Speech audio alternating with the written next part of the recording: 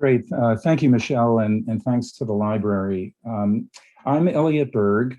I'm a freelance photographer. I live in Middlesex.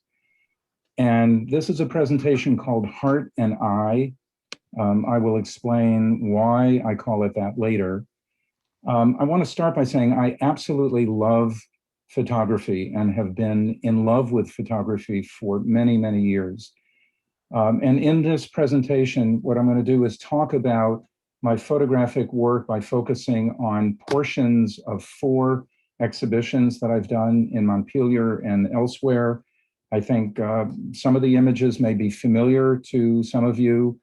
I want to talk about how my photos came to be, what my goals and artistic values have been, and there will be a lot of images to see. So this is going to be fun. So let me start at the beginning. I came to photography in the 1970s when I was in my 20s. I took a long leave from law school and I backpacked through parts of Africa and the Middle East and Asia. And along the way, I picked up a single lens reflex film camera. So it was a camera with manual settings, interchangeable lenses, a Pentax. And it was really love at first sight. And the thing that blew me away about photography, which I had never done before, was the potential to take a photograph. For example, this photograph of a sunset silhouette on a river in Bangladesh in 1974, and then in a completely different place and different time, for example, now here in Vermont, 47 years later, I could show other people what I saw. And that's completely commonplace now with cell phones and cell phone cameras, but I still think it's amazing. And the excitement of the medium stuck with me.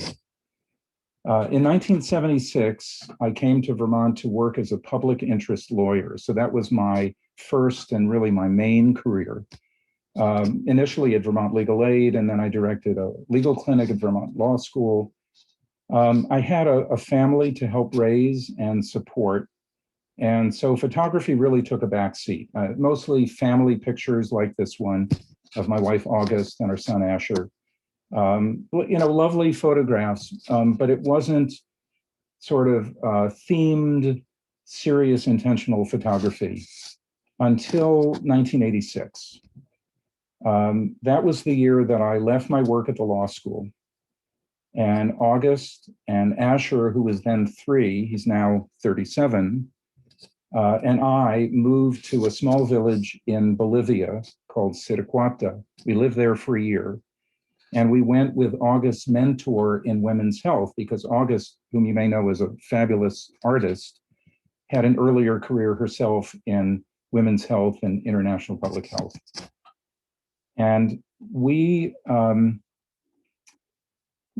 became part of the community there. It's a very isolated, remote place. The population of the village was 700. There was no electricity, no running water.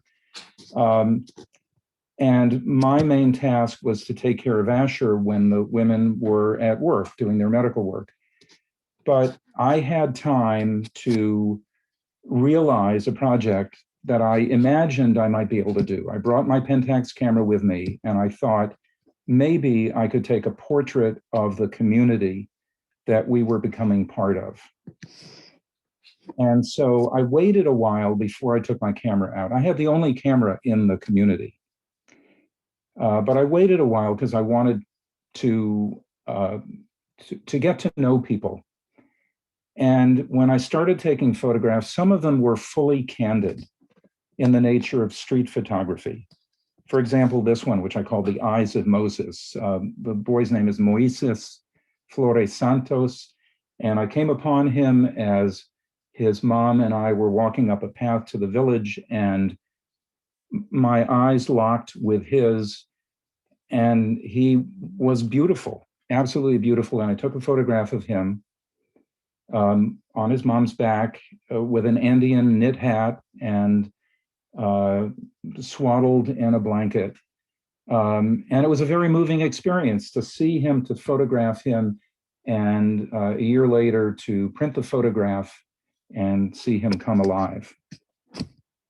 More often, what I did was to sort of make an appointment with people that I would say to, for example, Doña Celia, this woman here, can I come to your house sometime this week?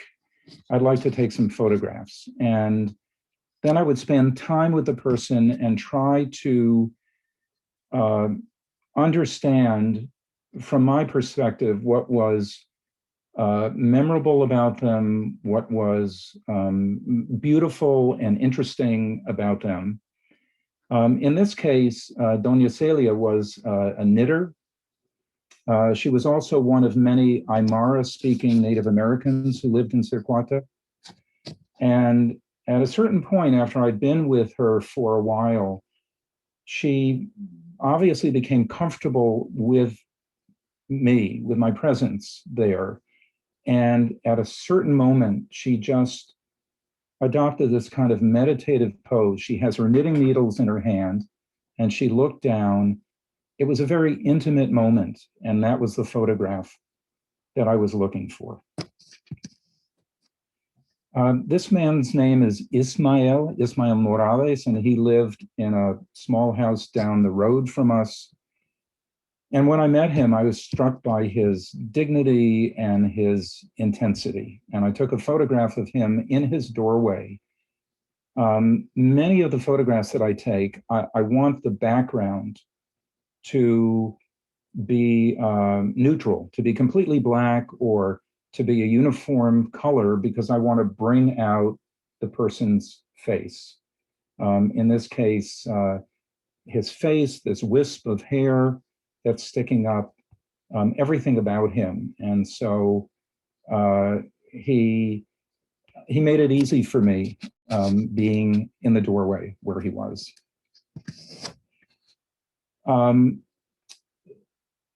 This young woman, her name is Sulma Picabia Bolivar, is wearing a t-shirt that reads Sígueme, or follow me.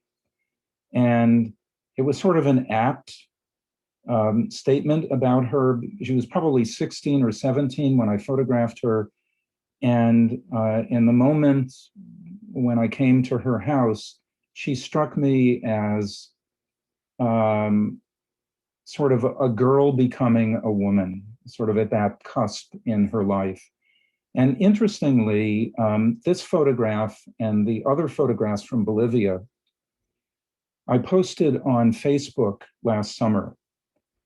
And I started getting so many comments and friend requests from Bolivia, from people I had not seen or been in touch with since 1987. Or their children or their grandchildren. And one of the people who contacted me was Sulma, who is now, a 50-some-year-old woman. It was very moving. Selena Carvajal was a neighbor who lived outside the village. She invited August and Asher and me for lunch one day. And I really have trouble sitting still. And so while she was preparing lunch, and I think August was probably in the house at the time, I walked outside and I walked around the house, and there were window openings, but no glass. And I looked in on her where she was preparing a meal in the kitchen. And I saw this beautiful silver hair, these really powerful hands, the shiny basin, the smoke rising. It was a photograph that was begging to be taken. And it's her. Some of the photographs I took involved sort of very active poses. So this is a family. There's a mom, Irene, and her mom, Irma. So two generations there, and then Irene's kids. And the grandmother was giving the mother a haircut, and the kids were all over them in a very physically and lovingly touching way. And some photographs require a second or a third look. So you may see on the right-hand side, there's an extra arm or it looks like an extra arm. There's actually another child behind her. Marbles is a popular sport in the streets of Siracuata, and this scene required me to figure out, as all of them did, how I was going to shoot it. Should I be on my knees and focusing on a hand and fingers hitting the marble, focusing on the feet and the sandals, the uniforms? What I did was to borrow a rickety ladder, and I leaned it against a nearby building, and I climbed up at risk of life and limb and took the aerial photograph of this, which I thought would encompass everything. So these folks they just cracked me up. Meliton and his wife, Hilda. And they not only cracked me up, but they cracked themselves up. I don't know what the joke was, but this was just such a hilarious moment. And I was so happy that I could be there for it. Now, when I exhibited these photographs, one of the decisions I needed to make was how much narrative I would accompany them with. And I think there's a continuum. Some photographs need a story in text, and some photographs don't. You know, for me, the gold standard really is the photograph speaks for itself. But there are some that don't speak for themselves. And this is one of those. I called this photograph the vaccination. This man's name is Francisco, and he lived in a hamlet that was about an hour's walk from where we lived. And we had not been in Siracuata very long when tragedy struck his community and his family. 3 girls that he was closely related to, I think it was 1 daughter and 2 nieces, were accidentally poisoned, and 2 of the girls died. And the 3rd girl was brought down to Siracuata on a stretcher in a coma. Her name was Gladys. August and Emma and I hastily arranged a ride for the girl and for Dr. Emma to the nearest hospital, which was 5 hours away at night by Hard Mountain Road. And when she arrived at the hospital, they administered an antidote and she came to. And it was miraculous, and she was fine. So months later, August went on a vaccination campaign, and I accompanied her. And we saw Francisco there.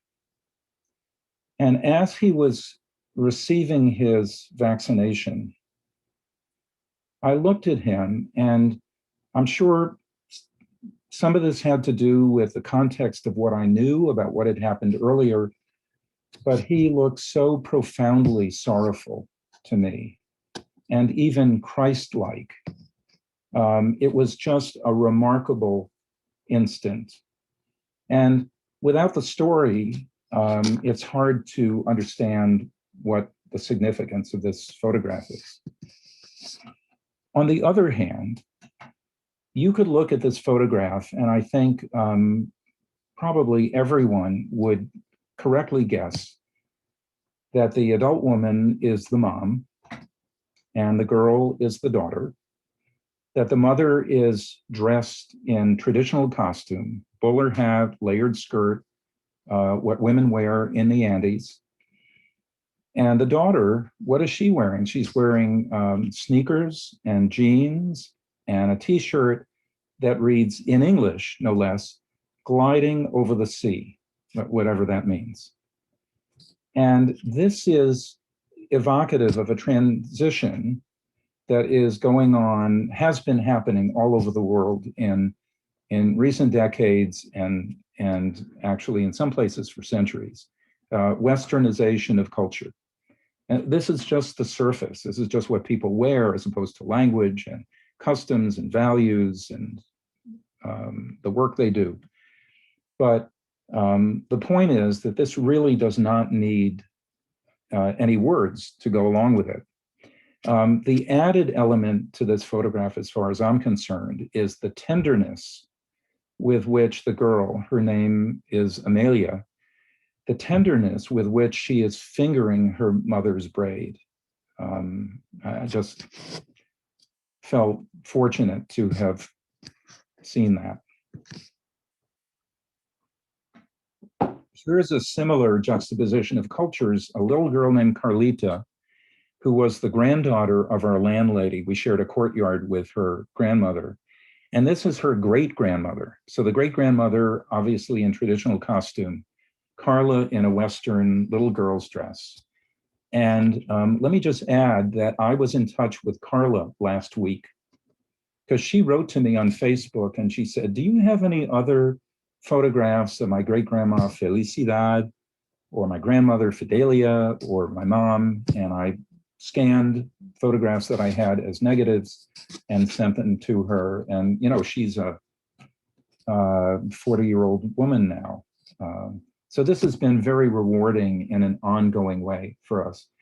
So this became an exhibit at the Old Wood Art Gallery at Vermont College and also at the iconic Horn of the Moon restaurant on Langdon Street. And for me, it was an incredible boost to see my work in public. But I also had a family, again, to help raise and support. And when we came back to Vermont, I went to work as an attorney doing consumer protection in the Attorney General's office. And I did that for 28 years. And I loved it. I'm not complaining. But in 2015, I couldn't stay away anymore. I felt the tug of photography, the tug of art. And I knew that if I didn't start doing it in a serious way then, that I might not have the physical or creative energy to do it later. So I left law practice. I made the leap to digital photography. I bought myself a Nikon digital camera and lenses. I bought myself a professional printer so I could do my own printing. I taught myself how to use the equipment. And the first project I undertook was Transcending the Limits of Age, the National Senior Games. And some of you who are on this, this call may remember these photographs. And the story is, you know, for each of the exhibits that I've done, there has been a prompt or a hint or encouragement in some direction. And in this case, it was a racquetball partner of mine who told me that he had attended something called the National Senior Games back in 2013, and had seen a group of women in their 80s competing in a sprinting event, seriously competing. And he said it was unbelievable and so inspiring. And I wanted to see that so bad, and I wanted to photograph it. So it so happened that in the summer of 2015, when I left the AG's office, the senior games were happening again in Minneapolis. So I booked a room for a week there.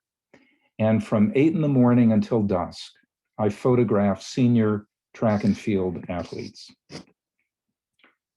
The senior games are held every other year. They're for athletes from the United States, 50 years of age and over, in some 20 different sports. And in Minneapolis, they had 10,000 competitors. And I chose track and field because I thought it would offer, from a photographer's standpoint, beauty and intensity and a huge diversity of images, because there are so many events that happen. They're all so different in a track and field meet, runners and jumpers and people throwing all kinds of stuff. And here is high jumper Barbara Garrett from Philadelphia. She was 74. And I would ask you, isn't she powerful and isn't she beautiful? This photograph, by the way, writ large, is on the side of the Onion River Outdoors building now. So let me tell you how I worked. And this is sort of an extension of what I described when I went to the knitter's home in Bolivia. every time I went to an event, which was over and over again each day because there were so many events happening, I thought carefully about what the poses would be, what the particular uh, energy around the event was, what visual story would work. I tried to pre-visualize my photograph, and I wanted to decide what there was to communicate. Okay, what was I going to say about the event? So, what would you say about the javelin throw? Well, I went to a field outside the main stadium and I watched the event for a while. And here's my takeaway. And you may say this is like over the top or overly romantic, but this is what I felt about it. It looked to me like an ancient Olympian event, which it turns out it was. It looked like people were throwing spears, which is where the event originally came from in ancient times. And there was a well-defined cloud cover so that it looked like the men and women who were competing were throwing their spears at the sky. Or just to extend the metaphor, maybe too much, but this is how it struck me. It was like mortals challenging the gods. And that was the image that I wanted to convey. So how do you do that? I had to translate that into a method of taking the photograph. And I thought that angle was going to be important. I needed to take the photograph from the bottom up. And so I lay down on the ground among the spectators. I have no idea what they thought, to maximize that visual angle and emphasize this notion of a human being challenging what was up in the sky. Bob Kanzemius, 81. Oh, that was Robert Bailey, by the way. He was 90 years old. Bob Kanzemius, young by comparison, he was 81 in one of the sprinting events, and I wanted to capture the tension of powering out of the starting blocks. And I did that partly by how I cropped the photograph to focus on his muscles, his arms, his legs, the finger pointing down, and just a bit of one of his co-competitors' heads in the upper right. There were two throwing events that took place out of a circle that was surrounded on three sides by a double layer of netting to protect people from errant discuses, or hammers, not hammers, but I'll show you the hammer throw in a minute. And that presented a bit of a challenge for me because I didn't want the netting to be in the way. So I slid between the two layers of netting so that the inner layer really didn't interfere with the image. And what I wanted to do was to catch the thrower with his or her face toward me and the throwing apparatus leaving his hand. So angle, proximity, background, the moment, they were all important. And choosing your model is important as well. So this guy had like an Old Testament beard and these massive arms and shoulders, and as a sweetener, a t-shirt that read Cajun Grunt. So he was like the perfect guy to photograph, throwing the discus as it left his hand. And this is the hammer throw, and if you're not familiar with it, there's a heavy steel ball, it's like a shot put, but it's connected to a cable, which in turn is connected to a triangular grip. And this guy, John Pochet, 87 years old, I wanted again to sort of catch the apparatus in midair.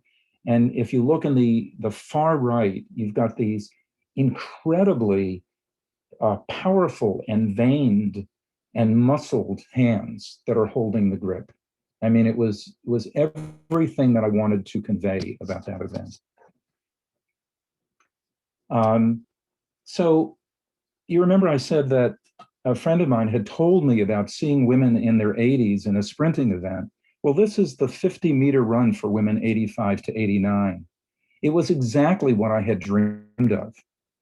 And I took this photograph deliberately to have the runner on the right, who was ahead, sort of in the foreground. I wanted your eye to see her, she's in the lead, and then to move to the left to the women who are running against her. Dramatic effect.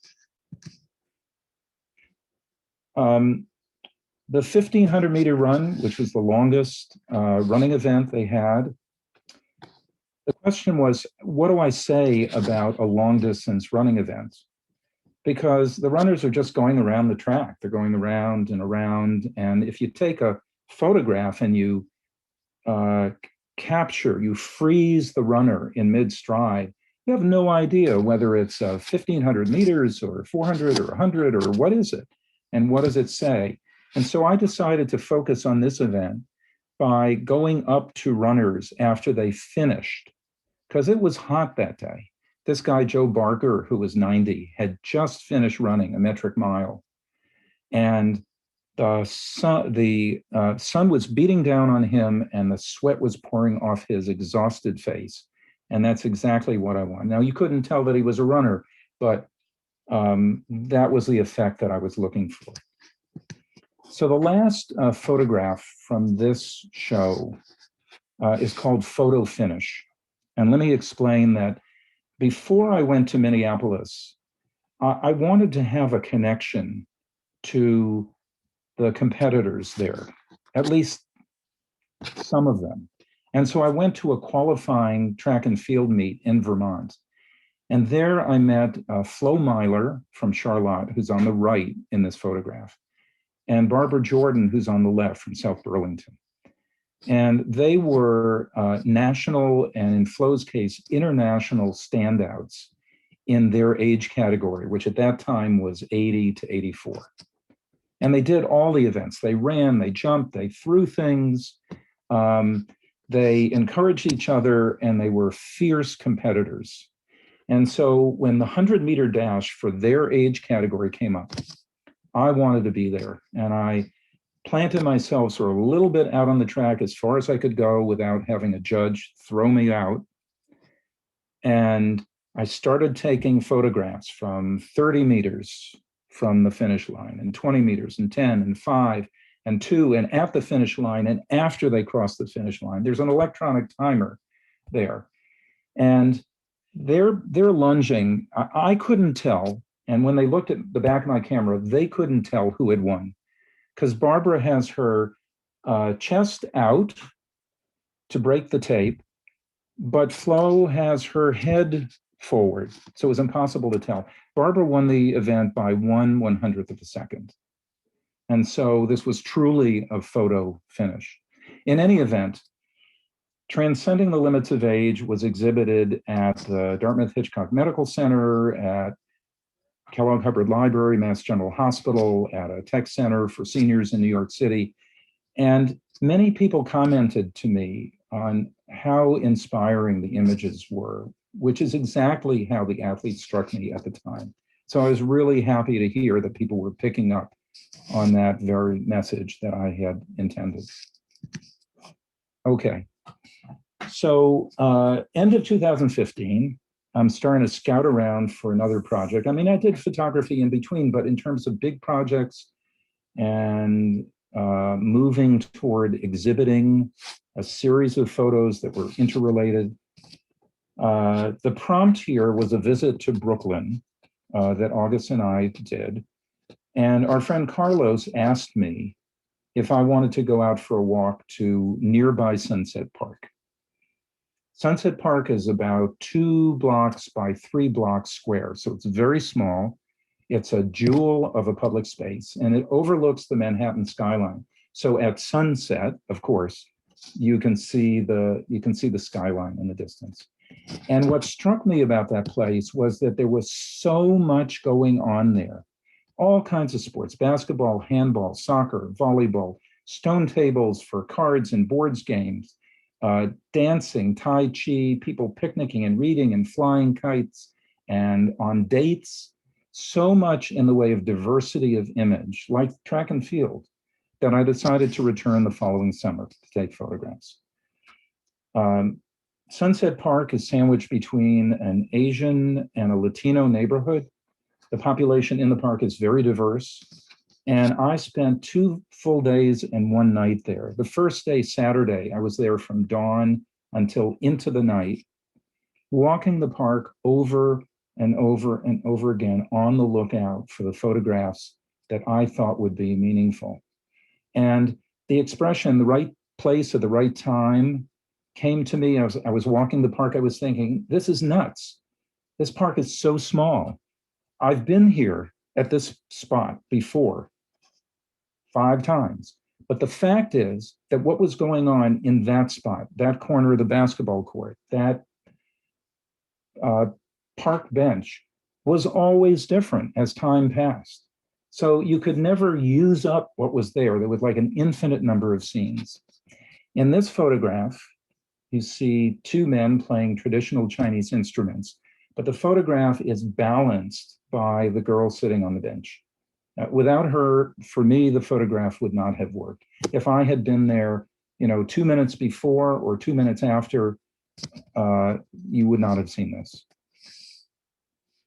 So a lot of guys play dominoes there. And here I wanted to extreme crop the image, because what struck me about this was this bare-chested, muscular guy with his hand poised over the dominoes, and his rival in the lower right, you can just see the hands in the dominoes. And in the lower right, you can just see the dominoes. It's all happening there. And that was a sort of a later editorial decision that I made.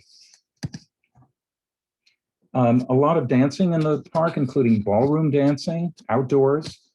And I loved this couple.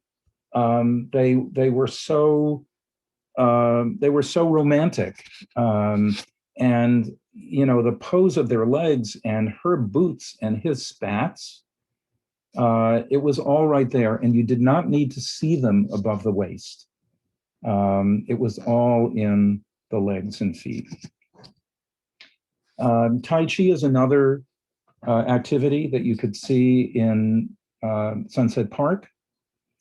And I spent some time watching this woman and trying to figure out how I wanted to photograph her. And there are several settings on the camera that can affect the shape of your image. And one of them is how wide open or closed your aperture is. And anybody who's done photography with a manual setting will know this. So the more narrow the opening, the more will be in focus front to back. And the wider open, the narrower the distance front to back that will be in focus. So in other words, this was a way I had my lens wide open so that the background would be blurred out. I wanted to get her in focus. I wanted her beautiful hands to be as crisp as possible and not to be bothered by what was going on in the background.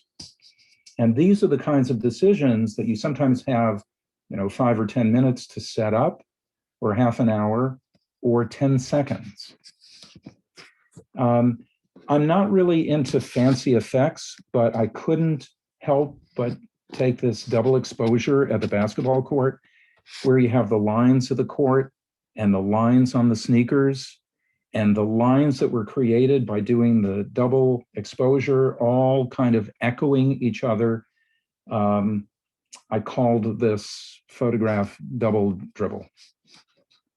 Pardon the pun. The Sunday I was there was a play put on a high stage. It was about the upcoming 2016 election, if you can remember back then.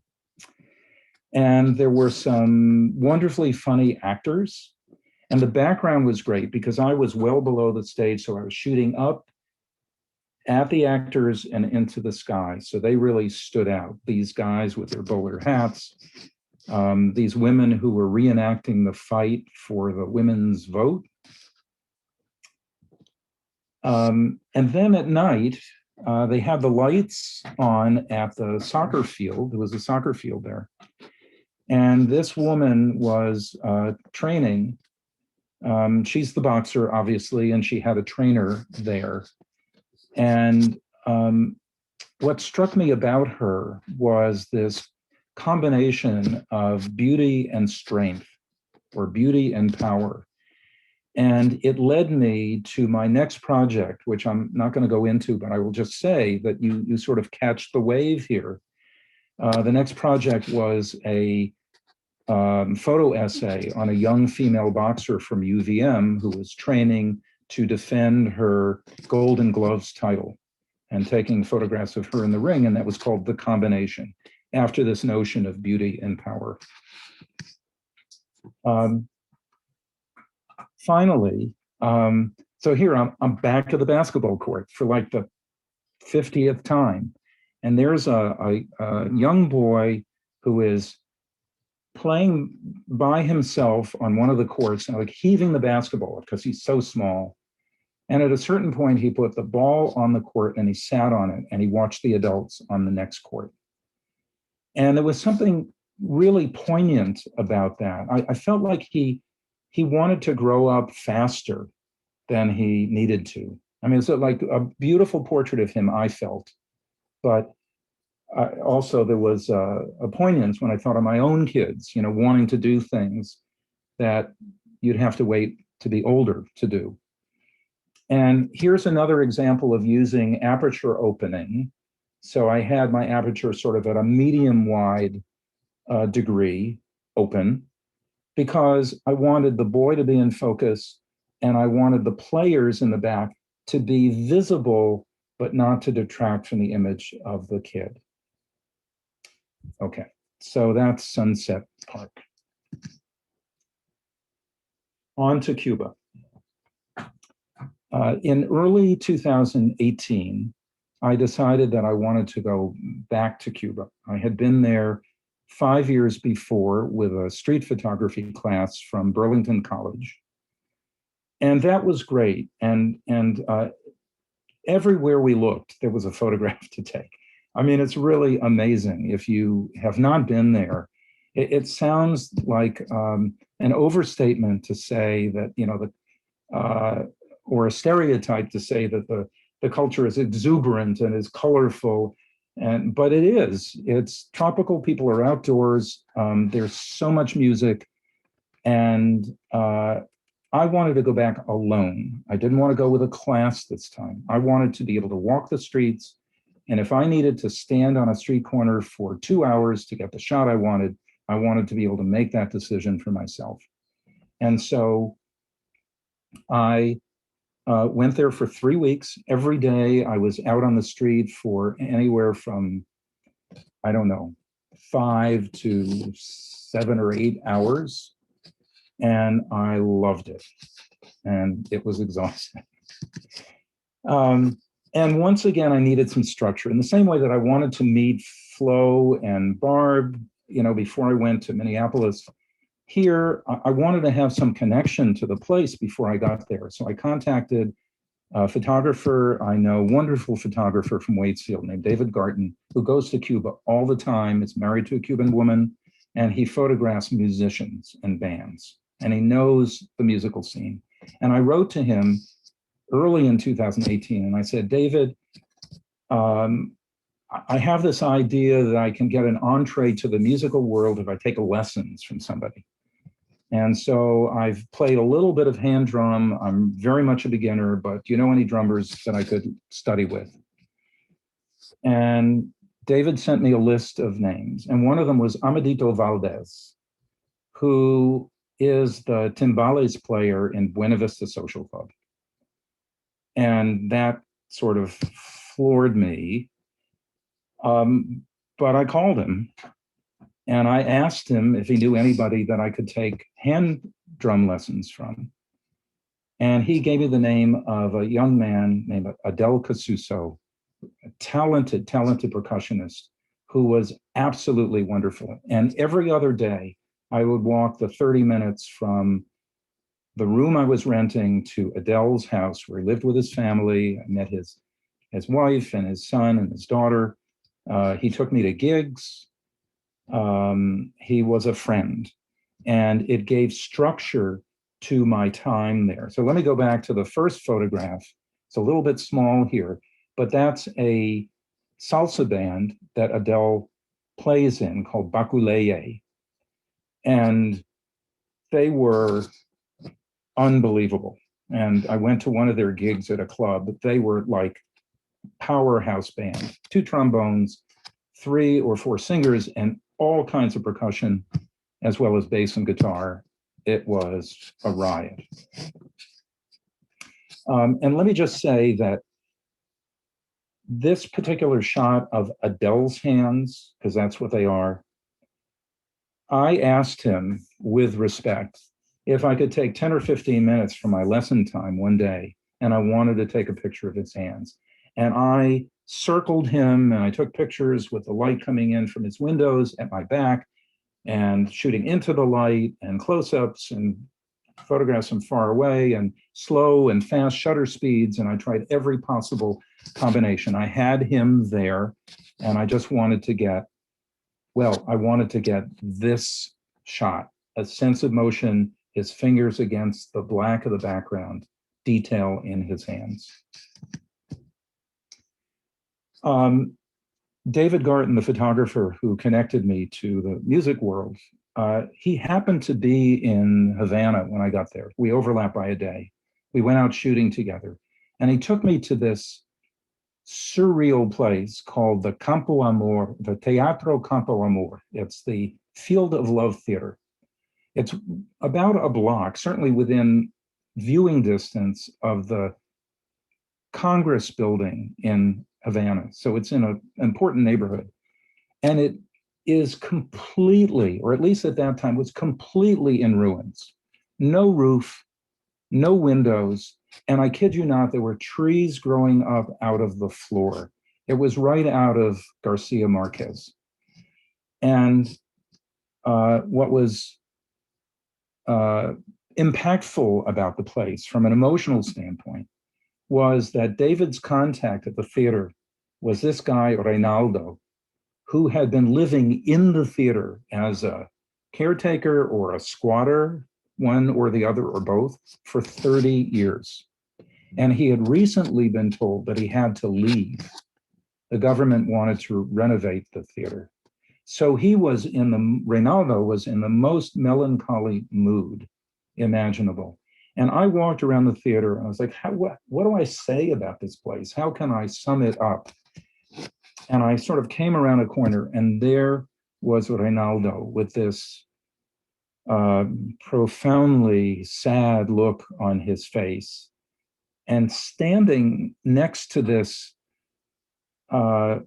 skeleton of a chair.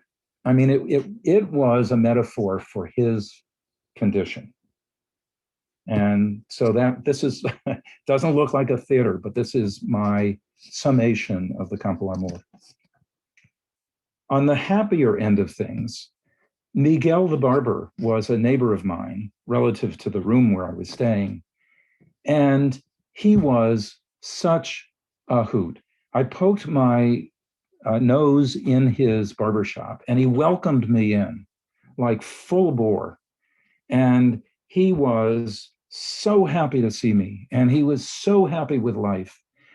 And he was joyful, he was proud, and he had so much stuff in his barbershop.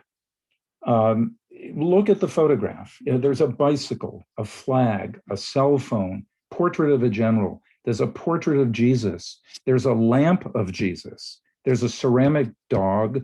There's rebar. And the only skeptical tone or note in this photograph is the boy who's in the barber chair, but his mother's image is in the mirror there.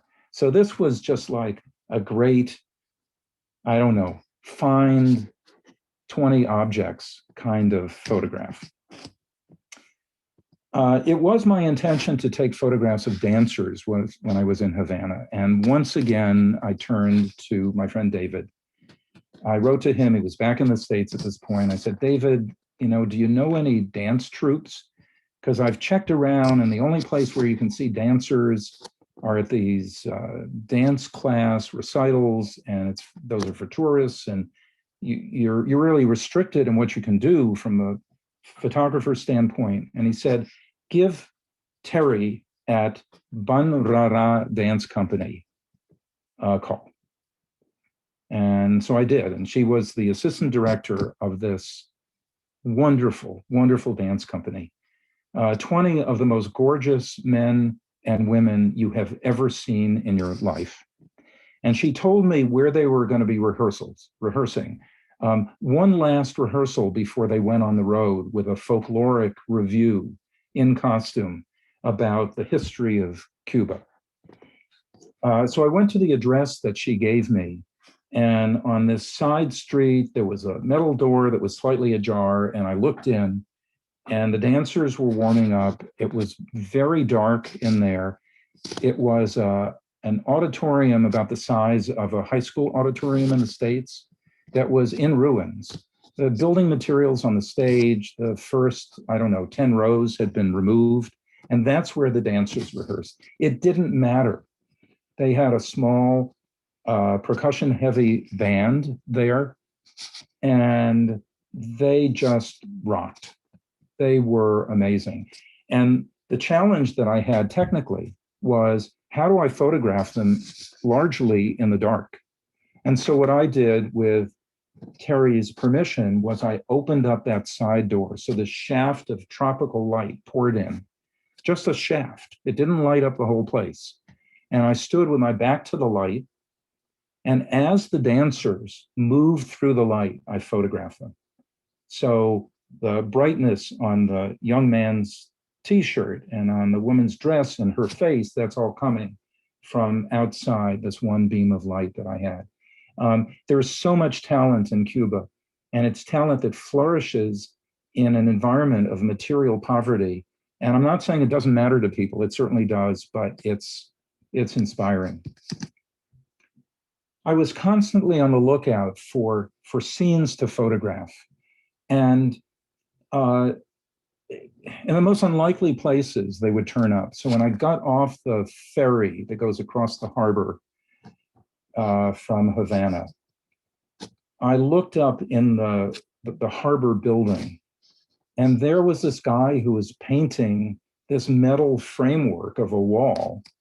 But there was nothing in between. I mean, there's no wall, it's just the girders. And I thought, wow, here's a painter, not a painting, but a painter in a frame. And so I took the photograph so that he would be in silhouette, sort of bring it out. It was a little tricky because it was so bright in the background. Yeah, a painter in a frame. One day I came across an elementary school class with teachers, and they were playing some sort of tag game with sort of safe zones that were chalked on the street. And these two girls sort of picked up on my being there. And the reason that I included this photograph, I mean, you can get lots of kid shots, but I was really struck by the interlocked arms and the skin tones there. And to me, what that did was to echo the clear, evident racial diversity of Cuba, and what seemed to me, anyway, as an outsider, as the relative racial harmony in Cuban society. Then there were just quirky things. This guy, Alejandro, I come across him, he's sitting on a shelf on a wall with a huge boombox and an expression that seemed to say, hey, you see anything unusual here? He and the wall were like a piece of modern art with rectangles of different colors and textures and materials. That's what I saw in this scene. So color is a big deal in Cuba.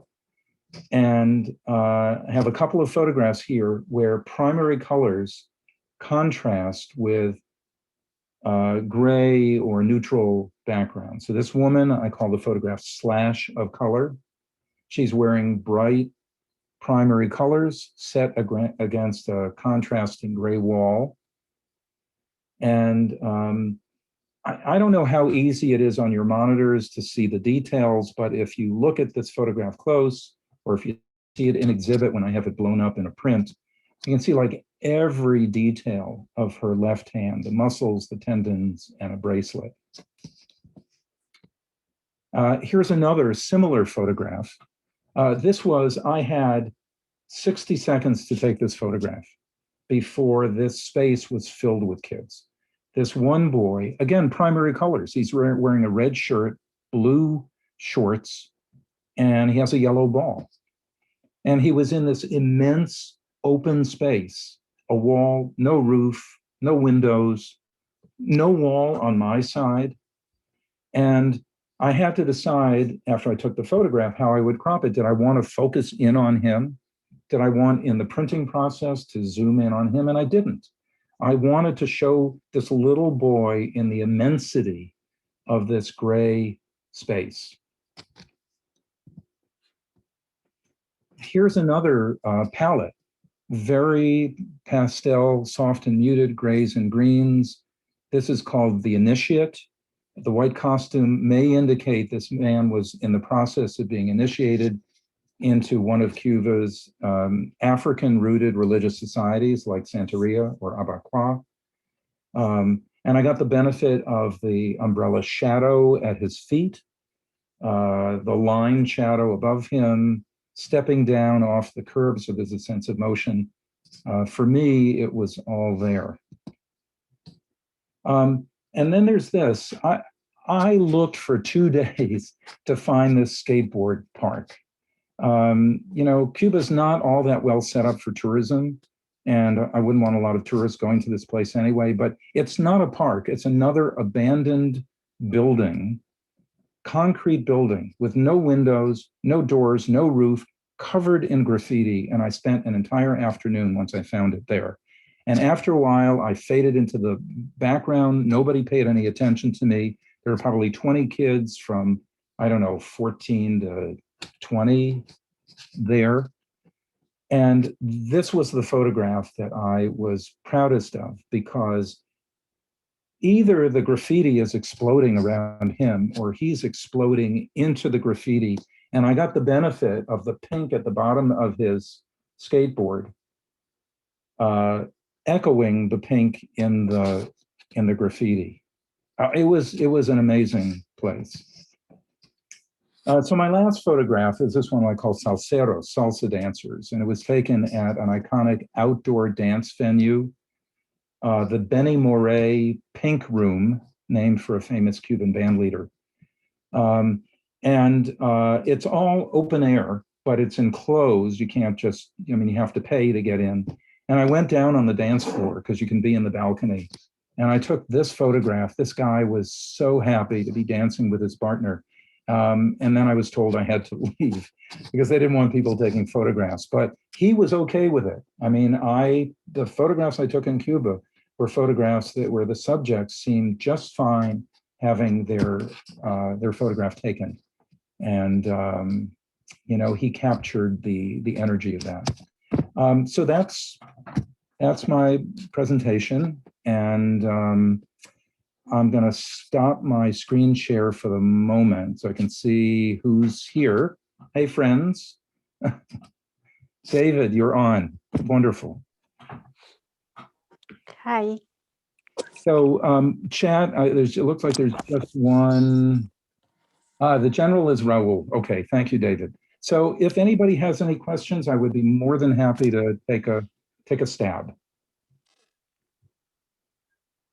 Fabulous presentation, Elliot.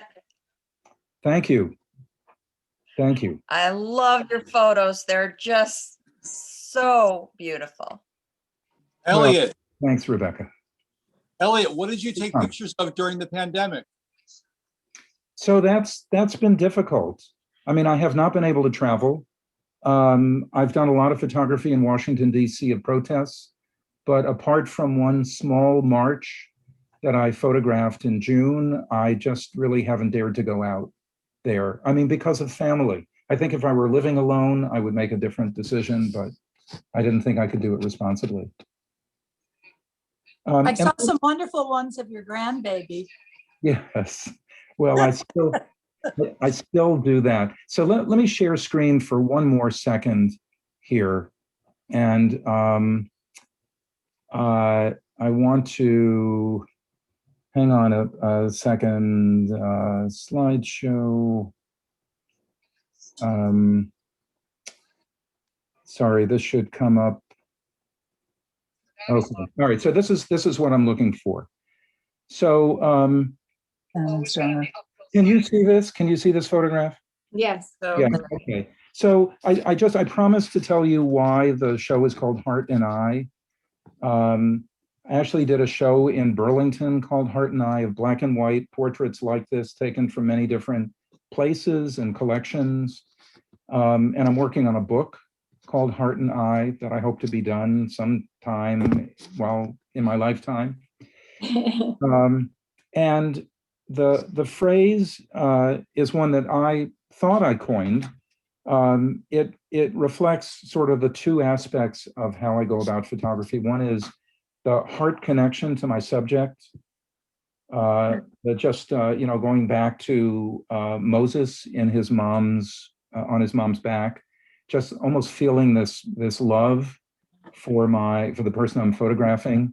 So that's the heart, and the eye is everything else.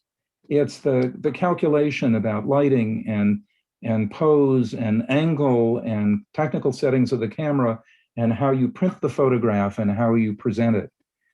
So it's both of those things. After I came up with a name and did the show, I went online to just see if anybody had used the phrase before. And it turns out that the great 20th century photographer Henri Cartier-Bresson had come up with a similar kind of expression. But I swear to you, it was completely independent. It was. Anyway, so I did promise. Elliot, can I ask a question?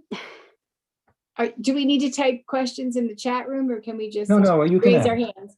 No, Mary Beth, you can ask. Okay, so you have such detailed memory of some of these photos that you've taken so long ago, and I just wondered if you took a lot of detailed notes, kept a journal along the way, or does the photo just hold all of that memory for you? The general answer is no, I didn't take any notes.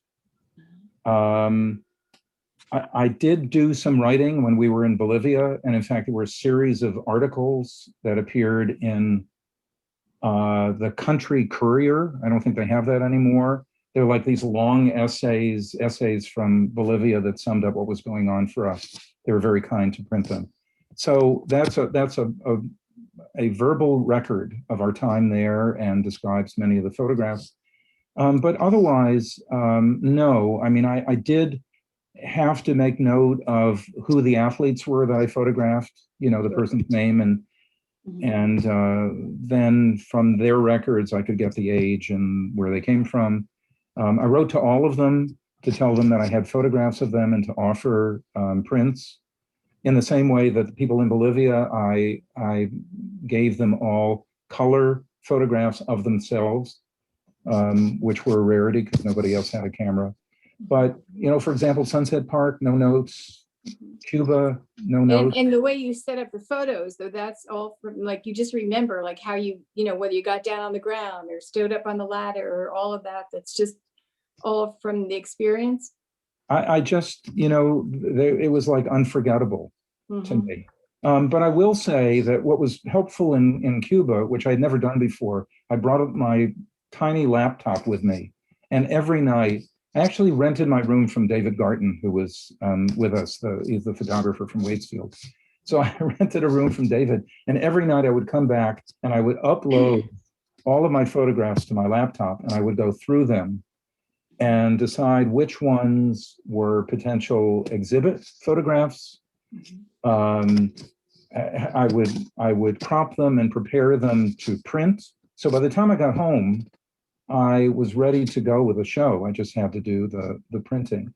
But David, I don't know what your experience is, but for me, it's like I just remember all of this stuff. There's lots of stuff that I should remember in my life that I don't.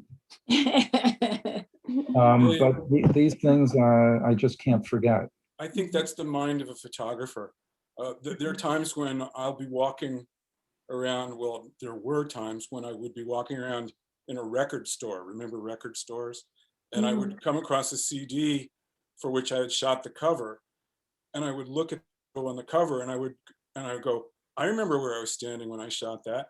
I remember where the curtain was at the edge of the stage and the piano and the lighting rig. I mean, it's just the mind of a photographer. There's a certain kind of psychological link to your kinetic, experience in taking photographs. Yeah.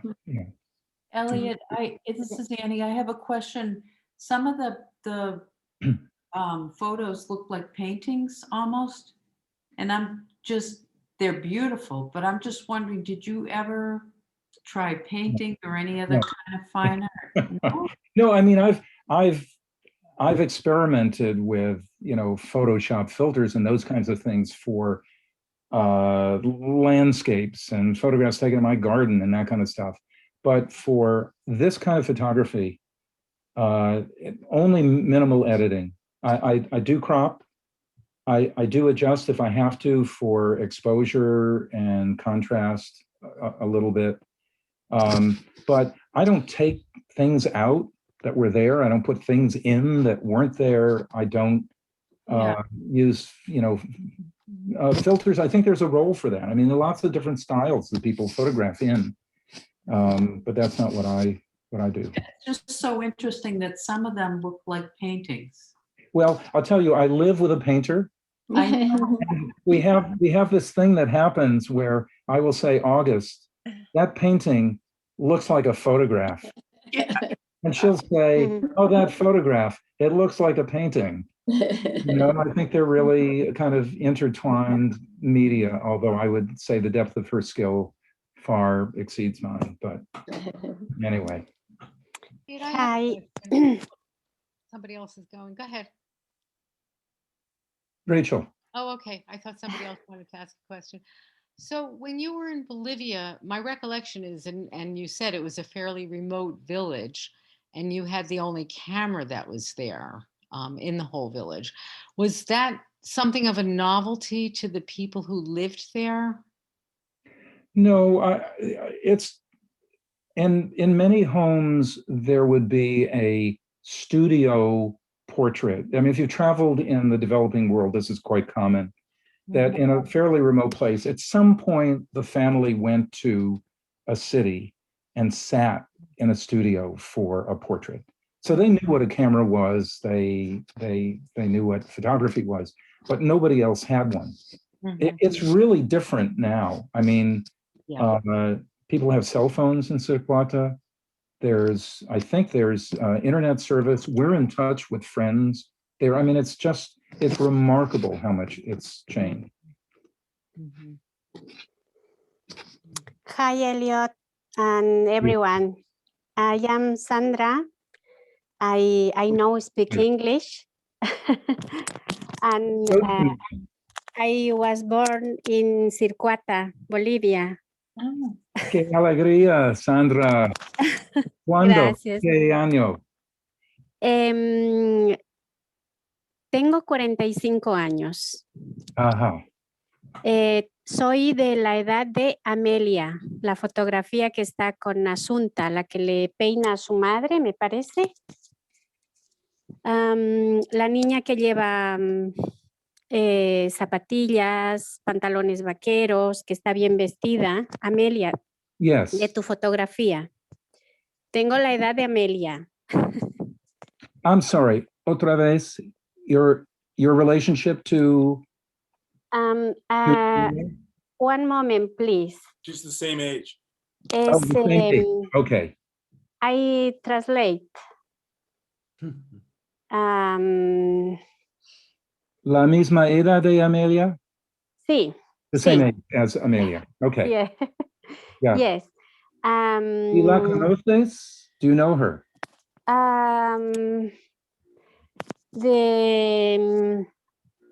De pequeñas. As little children. They knew Yes. each other. Yo salí de Circuata cuando tenía 12 años. So when she was 12, she left Circuata. Yes, aproximadamente cuando tú estabas en Circuata, el 87, año Yeah, that was around the 87. same time that we were there.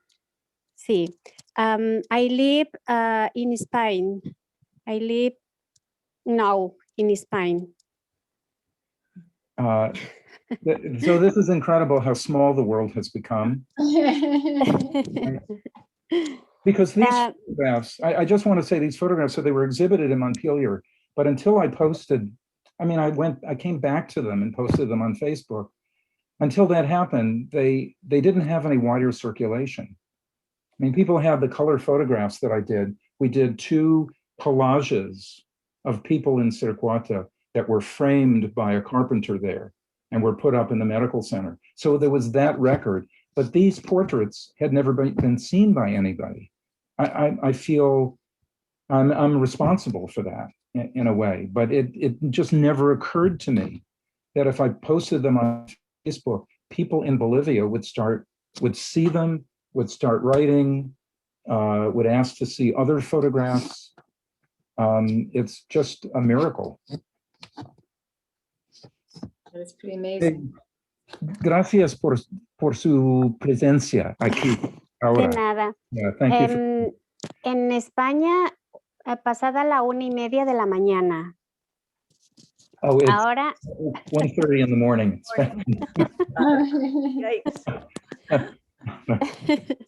yes, congratulations, Elliot. Yes, thank you, Sandra. I will be in touch. It's beautiful. It's beautiful. Voy a The photography. Voy a escribirte. Gracias. Yo Bueno, me voy. yes, Me despido. Chao. Bye. Bye. Gracias.